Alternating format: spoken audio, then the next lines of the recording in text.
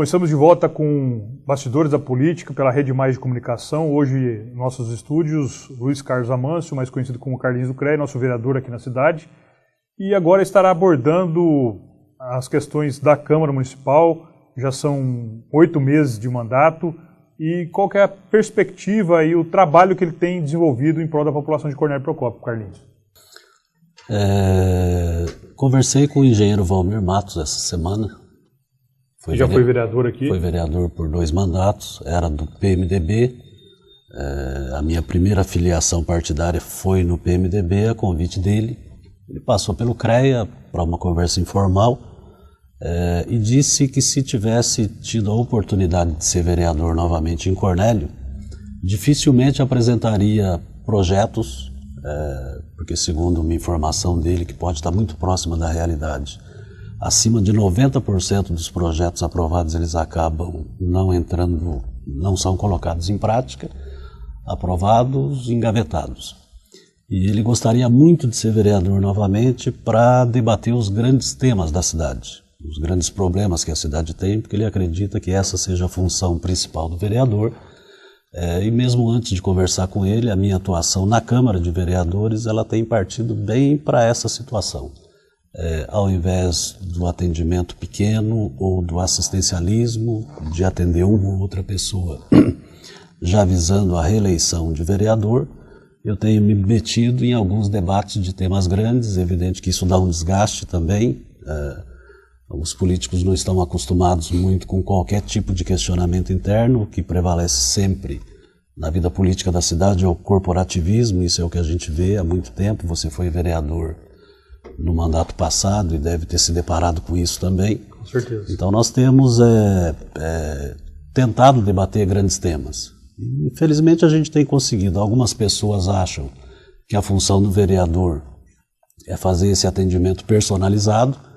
Eu tenho dito que o papel do vereador não é ficar pedindo para desentupir bueiros ou para resolver uma outra questão individual de saúde. Eu acho que o vereador ele tem que fiscalizar mesmo o executivo, isso está determinado na legislação, e tem que trazer para a Câmara, que é um fórum de debates interessantes, os temas e os assuntos que são de interesse da comunidade toda.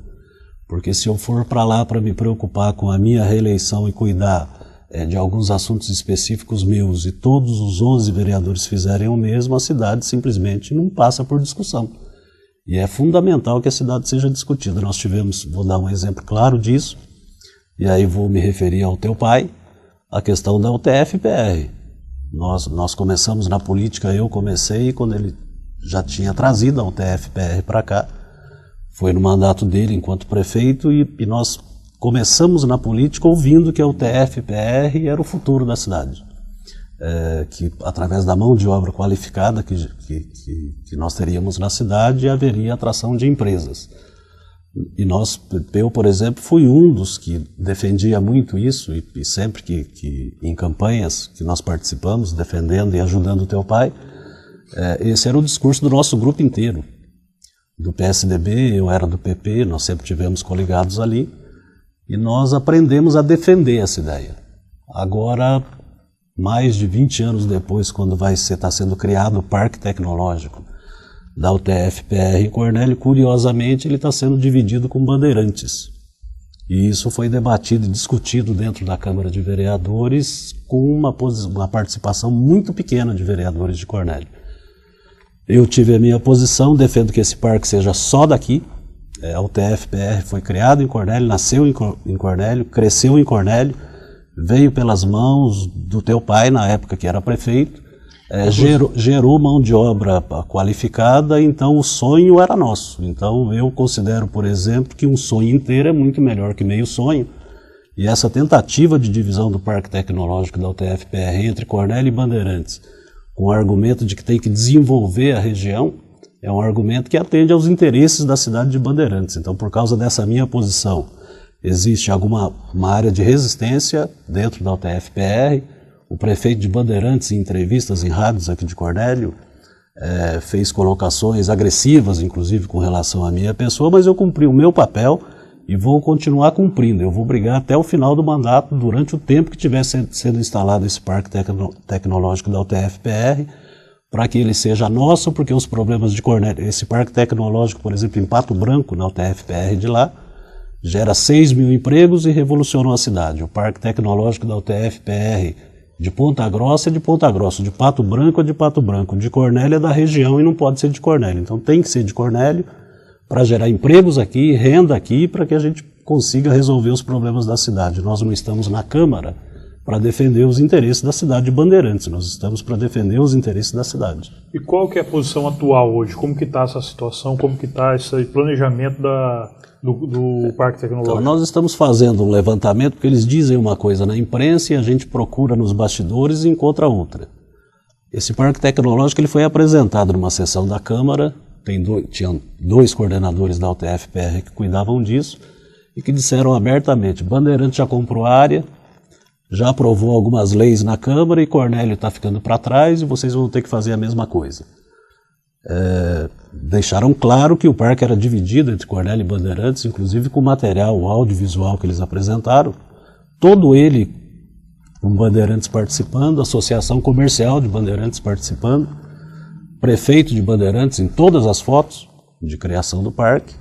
E agora a conversa é que o Parque Tecnológico de Cornélio é da área de mecânica e elétrica e que haveria um segundo parque em Bandeirantes, já com a participação da UEMP, né, pelo fato de eles terem lá o curso de agronomia, que o deles seria voltado para a área agropecuária ou agrícola, que não teria nada a ver com o nosso. Eu não estou acreditando nessa história, porque nós temos uma lei aprovada na Câmara de Bandeirantes que fala no Parque Tecnológico da UTF-PR.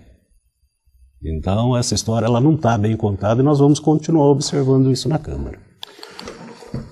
Além dessa situação do Parque Tecnológico, tivemos no começo do ano várias sessões polêmicas com vários assuntos abordados, inclusive você levantando questões importantes, como também como já foi abordado aqui por outros vereadores que passaram pelo Fernando, pelo Rafael, cursos em período integral, e inclusive o curso de engenharia civil, né? Esse curso de engenharia civil, aí eu vou provavelmente ir contra algumas posições do Fernando e do Rafael Haddad. Já deixo com antecedência aqui o meu reconhecimento pelo trabalho e pela postura deles na Câmara. São 2 bons vereadores que debatem, têm conhecimento, experiência, mas eu acho que o curso de engenharia civil, e aí quando eu estou dizendo eu estou falando também em nome de alguns engenheiros com conhecimento de causa, né? Que frequentam o CREA e que acham que o curso de engenharia civil teria que vir através da UTF-PR, por causa de laboratórios, estrutura, recursos do governo federal, e não através da UEMP, que tem outros cursos ali. E nós temos um receio, mesmo sendo do PSDB, o governo federal aparentemente teria mais condição de atender isso. Então a criação de cursos na UTF-PR, desses cursos integrais, nós temos engenharia mecânica e elétrica, com uma imensidão de alunos que se obrigam a morar em Cornélio. A construção civil na região da UTF-PR teve um estouro, um boom por conta desses alunos que moram em Cornélio. Um dia a cidade vai reconhecer a importância do que o teu pai fez, deixo aqui claro, porque tudo isso, a origem de tudo isso, foi aquela ação de mais de 20 anos de trazer o UTF-PR para cá. Então nós temos que trazer, e os cursos de engenharia mecânica e elétrica, eles têm uma previsão de daqui a pouco ter 900 alunos em Cornélio. Então quanto mais cursos dessa área tecnológica e de engenharia que vier para a cidade, são mais pessoas morando aqui, construindo aqui, consumindo no comércio de Cornélio. Então é fundamental para a cidade que esses cursos se desenvolvam aqui.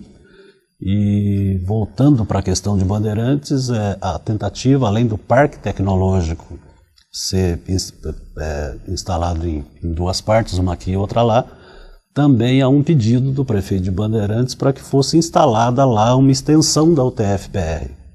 A partir do momento que se instale uma extensão da UTF-PR em Bandeirantes, eles passariam a disputar com o Cornélio a instalação de cursos. Mas pelo que eu apurei em algumas situações, não é uma extensão da UTF-PR. A extensão, na verdade, não seria nenhuma extensão, seria um novo campus, mas do ITF-PR. Não, esse inclusive está envolvido em umas denúncias sérias de corrupção que tivemos aí a semana passada. Eles trouxeram o Instituto Federal, que forma técnicos de nível médio, mas o próprio diretor da UTF-PR, quando da apresentação do parque tecnológico dividido entre as duas cidades, eu questionei essa questão da extensão da UTF-PR lá, e ele disse que essa criação de cursos e extensão era uma questão política, que de repente Cornélio tinha que se mobilizar, que se Bandeirantes estivesse se mobilizando, a culpa não era bem dele. Então não disse em momento nenhum que não havia essa tentativa de Bandeirantes. Deixo claro que não é uma tentativa da UTF-PR de ir para Bandeirantes, mas que há uma ação do prefeito de Bandeirantes na tentativa de levar tudo que puder para Bandeirantes, e essa é uma preocupação, porque Cornélio, ao longo dos anos, se transformou em polo regional. É a cidade mais importante da região, 20ª no IDH do Paraná, entre 399 municípios. É bom destacar isso. Da região norte só perdemos para Maringá e Londrina. O IDH, é natural, né? O IDH mede renda, longevidade, a expectativa de vida e a questão educacional, então não foi muito divulgado, mas é um número muito interessante. Agora, se a gente ficar achando que todo mundo é bonzinho e não se organizar e não brigar e não defender os interesses da cidade, daqui a pouco a situação de polo regional, que tem que ser em Cornélio, pode correr o risco de não ser se tivermos cidades na região com mais articulação, com mais vontade, buscando mais recursos do que a gente. Nós temos o exemplo de um aeroporto regional que está indo, que já foi conquistado por Bandeirantes. Se de repente dividem e criam um parque tecnológico lá, daqui a pouco nós estamos correndo risco e nós temos que defender os interesses da nossa cidade, né? Carlinhos, nós temos também um grande problema que envolve as questões políticas da cidade.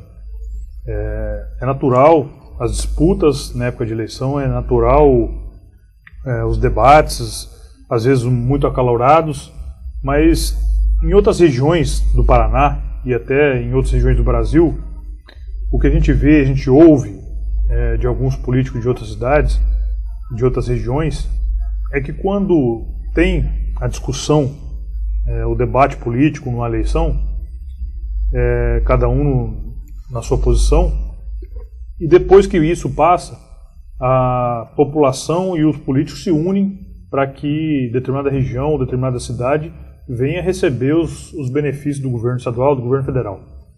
Aqui em Cornélio, geralmente é diferente tudo isso, né? Parece que você quer ver o cara passar por dificuldade mesmo, né? Acabando. O que você pensa disso? O que você acha que Cornélio... Porque lembrando lá atrás, nós já tivemos um deputado federal e já tivemos um deputado estadual. E hoje não temos nada. Porque as pessoas tendem a apoiar a pessoa de fora. O que você pensa disso? Vou contar uma história. Enquanto você estava formulando a pergunta, eu estava pensando numa situação que remete a isso e que envolve o teu pai, o Reinaldinho Carazai e mais um grupo de pessoas. Nós saímos daqui para ir a Curitiba numa entrega de título de cidadão honorário do Álvaro Dias. Isso faz um monte de tempo, faz bastante tempo. E chegando lá, nós encontramos o professor Brasil, que era conhecido aqui na cidade como Pinguim, irmão do professor Átila, e ele era assessor do Álvaro Dias em Curitiba. Ele perguntou como estava a política em Cornélio, e antes de que fosse respondido, ele já deu uma resposta que eu achei curiosa. Ele disse assim: a fama de Cornélio aqui em Curitiba é de ser a cidade mais complexa que tem para se fazer política, e a gente até passa meio longe de lá porque nós temos que nos preocupar com Maringá, com Ponta Grossa, com Cascavel, que tem mais de 100 mil eleitores e dá a metade da confusão que Cornélio dá, e na época a gente não tinha nem 30 mil eleitores, né? Então a fama não é só local, não. Até a nível estadual tem essa história de grupos que perdem ou ganham e depois acabam não se somando muito no benefício da cidade, né? Aquela história do quanto pior melhor, porque lá na frente eu vou voltar, né? Isso realmente tem aqui, sempre aconteceu. Isso causa atraso para o desenvolvimento da cidade. Eu acho que tem que ter grupo. Eu não gosto muito também do inverso disso, de repente você faz parte de um grupo político Fazendo parte do grupo político, você acaba ocupando, por exemplo, espaço na administração. Vou ser bem franco e sincero nisso. Um determinado prefeito ganha a eleição e ele acomoda politicamente o grupo dele em cargos diversos dentro da administração. E as pessoas passam 4 ou 8 anos defendendo aquele grupo e aquele prefeito como se fosse um deus. Acaba a eleição, aquele Deus já não é mais tanto Deus, porque o cara vai para o grupo de lá para tentar ficar mantendo a mesma situação. Então essa questão de ter grupo também é fundamental. Você não pode trabalhar contra a cidade, mas eu acho que tem que ter personalidade. Se você faz parte de um grupo e você defende quando esse grupo, por exemplo, está ganhando, e você está ocupando o seu espaço, quando esse grupo perde, você tem que ter no mínimo uma dívida de lealdade com o grupo com o qual você participa. E nós temos, isso foi objeto de discussão na Câmara, porque foi eleita uma bancada de oposição, dita de oposição, e de repente nós começamos a ouvir esse discurso que pelo bem da cidade nós estamos nos aproximando do prefeito. Tem que ver bem com critério, observar com bastante atenção para ver se é o interesse da cidade que está prevalecendo numa situação dessa, ou se é aquele interesse em reeleição. Interesse pessoal. Pessoal e o atendimento de reivindicações pessoais para a pessoa aderir, né? Então eu acho que a pessoa que adere também numa situação dessas, ela perde uma das principais funções do vereador, que é fiscalizar, porque a partir do momento que você indica cargos, por exemplo, na administração, que você começa a ser atendido em pedidos individuais pela administração, qual a independência que você tem para fiscalizar aquela administração. Então a adesão condicionada a benefícios, por exemplo, ela tira do vereador no mínimo a metade das possibilidades que ele teria de fazer um bom mandato. Além disso, além dessas questões, as questões internas da Câmara, na minha legislatura nós tínhamos 9, foi aumentado para 11, hoje nós vemos lá 11, a grande maioria de primeiro mandato, né? Uma grande maioria de primeiro mandato, outros com 3, com 4, com 5. Como que você vê essa composição hoje da Câmara? Na verdade, a Câmara hoje ela está bem em evidência, e isso tem sido cobrado de uma maneira negativa, porque sempre que você levanta alguma questão que não atende o interesse de um grupo de pessoas, a primeira colocação que eles fazem é que estamos denegrindo a imagem da Câmara. O nome disso aí, na prática todo mundo sabe, é corporativismo. Então fecha-se dentro de um grupo, acha-se que pode tudo dentro daquele grupo, e qualquer pessoa que questione esse procedimento passa a ser visto como uma pessoa que é prejudicial dentro do grupo.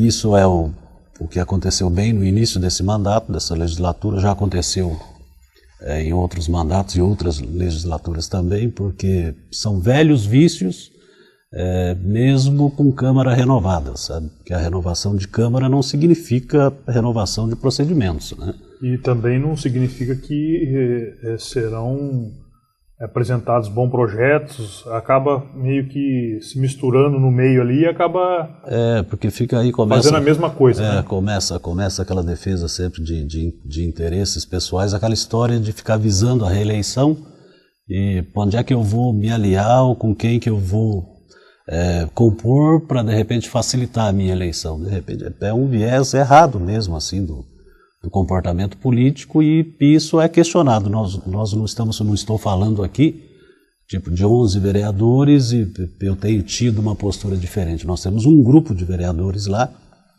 que tem uma postura bem coerente, assim, que tem essa preocupação de mudança de postura, de resposta para a cidade. A Câmara ela não é um organismo bem visto na cidade há muito tempo. Para que volte a ser bem visto, tem que mudar uma série de procedimentos internos, e um grupo de vereadores, do qual eu faço parte, tem defendido isso desde o início do mandato, sabe? No meu caso, eu defendia durante a campanha, era uma das minhas propostas de campanha, porque eu acho uma hipocrisia a gente falar em fiscalizar a administração municipal se a gente não fiscalizar a própria Câmara de Vereadores. Com certeza. Nós temos que dar o exemplo lá para ter autoridade moral para fiscalizar o executivo. E esses exemplos passam por uma mudança de comportamento. Então nós temos lá uma questão bem atual, que é a questão das diárias. Nós propusemos uma alteração de procedimentos. As diárias, elas são, no procedimento atual, que era o mesmo do período que você exerceu o mandato, que era de comunicar a viagem, fazer um relatório das atividades desenvolvidas depois, e a gente acha que tem que ser um procedimento um pouco mais rigoroso com relação a isso, que é ir até o destino, fazer esse pedido antecipado e trazer notas das despesas efetuadas, hotel, alimentação, táxi e o valor porventura não utilizado que seja devolvido, porque não é um dinheiro do vereador, esse é um dinheiro da cidade. Se pegou um determinado valor e usou um valor menor, que esse valor seja devolvido para os cofres públicos. É uma maneira simpática e legal de dar transparência aos atos da Câmara. E até porque a população pede por isso, né? Nós temos visto essa manifestação toda que começou com a questão da tarifa do ônibus, né? As tarifas aí pelo Brasil todo, que se tornou uma grande manifestação no Brasil inteiro, que ultrapassou essa questão da tarifa do ônibus, e foi para a área da saúde, foi para a educação, e para a ética, para a moralidade. Você vê que tudo isso contribuiu para um aperfeiçoamento. Só que muitas pessoas ainda não querem esse tipo de transparência, né? Não é uma mudança que ocorre de uma hora para outra, mas essa movimentação nacional ela teve reflexo aqui em Cornélio, porque ela coincidiu, foi até uma situação curiosa, porque estava saindo do executivo para o legislativo uma adequação lá orçamentária para comprar um imóvel novo para a Câmara, deu muita polêmica na cidade, exatamente na mesma semana dos movimentos. E aí nós sentimos abertamente dentro da Câmara que essa manifestação popular e aquela indignação toda que deveria ser permanente fez com que isso voltasse atrás, porque simplesmente não havia clima para tentar gastar 1.700.000 ou 1.500.000 com o imóvel para a Câmara, porque a gente sabe que não é o imóvel adequado, mas não era o momento e nem aquele era o valor, né? Então isso deu marcha ré, voltou para trás, até por essa coincidência no período. Então aqui dentro da cidade já houve essa repercussão, e mesmo hoje, quando se propõe algum assunto polêmico na Câmara, tem alguns vereadores que acham, por exemplo, que determinado assunto vai levar os estudantes para dentro da Câmara. O que é importante. Fundamental, né? Então já é uma mudança de postura, sabe? Então votações importantes, a gente acredita que a partir de hoje, ou daquelas manifestações, sempre vão ter esse acompanhamento popular, e aí é fundamental, sabe? Eu acho que não tem que ficar votando escondido, a população não tem que ficar sabendo só depois que foi aprovado, sabe? Eu acho que tem que participar antes, durante e na hora da votação, por exemplo, que o vereador se manifeste livremente, correndo o risco, inclusive, de ser questionado pela população, mas com a população presente, acompanhando e ouvindo, para que saiba quem é quem e o que é que cada vereador pensa, e o que é que ele representa na vida da cidade. Tá certo. Estaremos indo para mais um breve intervalo e já estaremos de volta falando a respeito desse projeto que dá um pouco mais de rigor nas diárias da Câmara Municipal de